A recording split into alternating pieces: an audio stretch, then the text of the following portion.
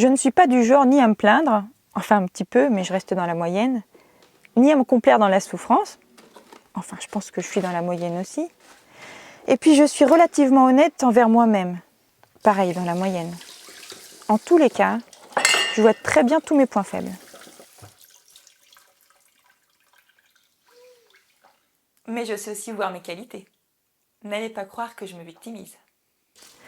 Ça m'arrive de débroussailler régulièrement la végétation de mes pensées pour leur donner un peu d'espace, même si ça repousse très vite.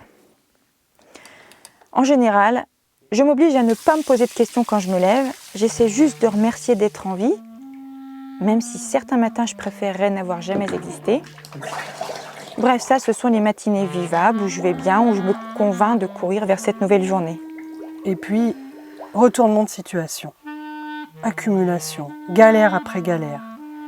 Il y a aussi les jours où je me demande qui est le cancre qui a écrit le scénario de la journée qui est en train de s'écouler là, présentement, dans ma vie.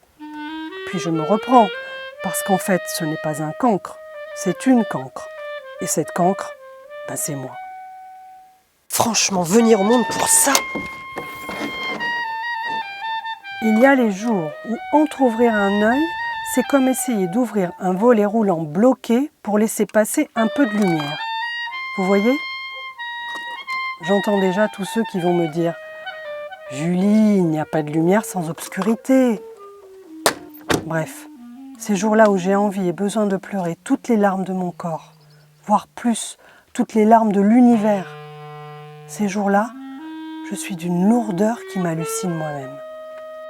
Ces jours-là, inondée, submergée par le refus de voir ma propre lumière, par le refus de voir la beauté du monde, la tête pleine de pensées tout à fait encombrantes, inutiles, douloureuses, les yeux boursouflés et rouges d'avoir trop bien accompli leur fonction, ces jours-là devraient être des jours où il est formellement interdit de sortir.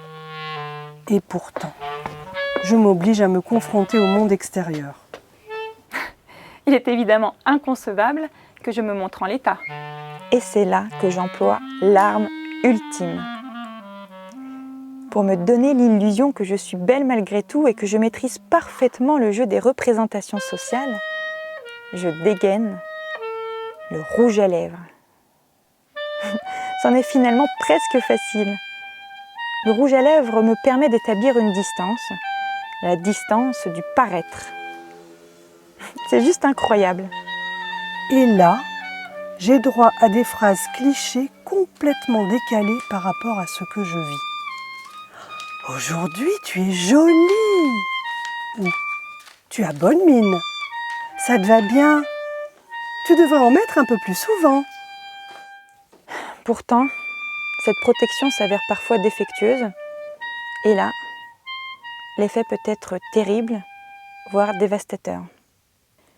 Les jours de grande tourmente, ce doit être dur d'être un homme.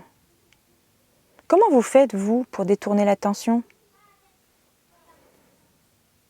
Ben voilà, maintenant vous savez presque tout, comme le magicien qui dévoile son subterfuge. Si vous me voyez avec du rouge à lèvres, juste, ne me demandez pas si je vais bien.